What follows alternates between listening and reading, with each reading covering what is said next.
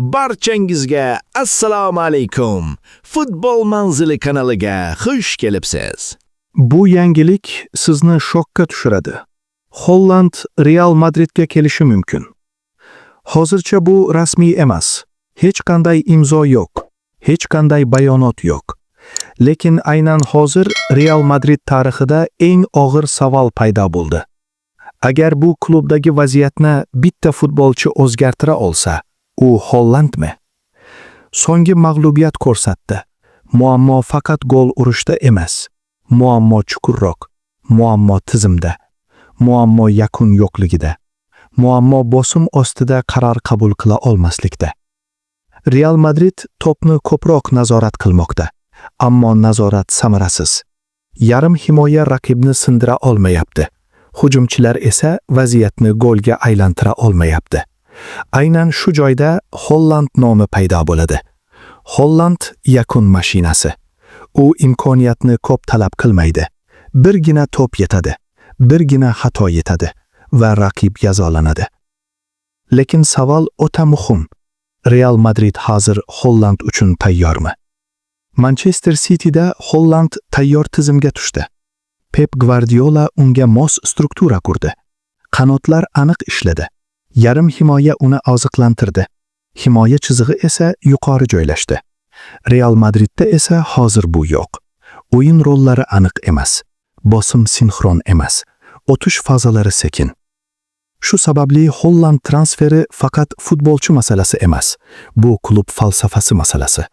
Florentino Perezning 2026-yilga qarab reja qilayotgani bejiz emas. Bir nechta ishonchli sport nashrlari Real Madrid rahbariyati Hollandni uzoq muddatli loyiha sifatida ko'rayotganini yozdi. Lekin muammo juda katta.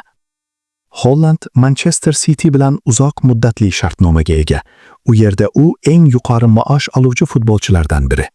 Transfer narxi va umumiy xarajat juda katta bo'lishi mumkin. Bu Real Madrid uchun ham oson qaror emas. Yana bir muhim omil La Liga moliyaviy cheklovlari. Real Madrid o'z balansini yo'qotmasdan bu transferni amalga oshira oladimi? Bu savol ochiq qolmoqda. Holland keladimi yoki yo'qmi, hozircha noma'lum. Lekin aniq narsa bitta. Real Madrid hozirgi holatda shu darajadagi futbolchini ko'tara oladigan tizimga ega emas. Agar bu o'zgarmasa, eng katta yulduz ham bu yerda muammoga aylanadi. Agar Holland Real Madridga keladigan bo'lsa, bu faqat transfer bo'lmaydi. Bu klub tarixidagi yangi davr bo'ladi. Va bu davrda murabbiy masalasi hal qiluvchi ahamiyatga ega. Shu yerda Zidan nomi yana qayta maydonga chiqadi. Zidan Real Madrid tarixidagi eng muvaffaqiyatli murabbiylardan biri. U ketma-ket 3 marta Chempionlar Ligasini yutgan. Bu natija hali hech kim tomonidan takrorlanmagan. U yulduzlar bilan ishlashni biladi. U bosimni boshqara oladi. U kiyinish xonasida avtoritet. Eng muhimi, Zidan futbolchilarning ruhiy holatini o'qiy oladi. U qachon bosim qilishni, qachon erkinlik berishni biladi. Cristiano Ronaldo, Modric, Kroos, Ramos kabi futbolchilar aynan Zidan davrida eng yuqori darajaga chiqdi. Lekin savol bor. Zidan zamonaviy intensiv pressingga asoslangan futbolni bera oladimi? Zidanning Real Madriddagi o'yin uslubi ko'proq balansga asoslangan edi. U jamoani haddan tashqari yuqoriga chiqarib yubormasdi. U individual sifatga ishonardi. Bu uslub natija bergan. Lekin bugungi futbol yanada tezroq va agressivroq. Holland esa yuqori pressing va tez o'tishlarni talab qiladi. Bu esa murabbiydan aniq struktura talab qiladi. Shu sababli Zidan variant sifatida kuchli, lekin xavfsiz tanlov emas. U stabilitet beradi, lekin maksimal intensivlik masalasi ochiq qoladi.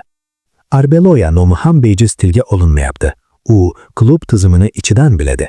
Akademiya bilan ishlagan. Yosh futbolchilarni rivojlantirish tajribasi bor. Lekin Holland darajasidagi futbolchi bilan ishlash bu mutlaqo boshqa bosim. Real Madrid yana boshqa murabbiy variantlarini ham ko'rib chiqishi mumkin, lekin muammo nomlarda emas, muammo qaror qat'iyatida. Agar Real Madrid Hollandni olsa-yu, unga mos tizim qurmasa, bu transfer klub tarixidagi eng qimmat xatoga aylanishi mumkin. Xulosa oddiy.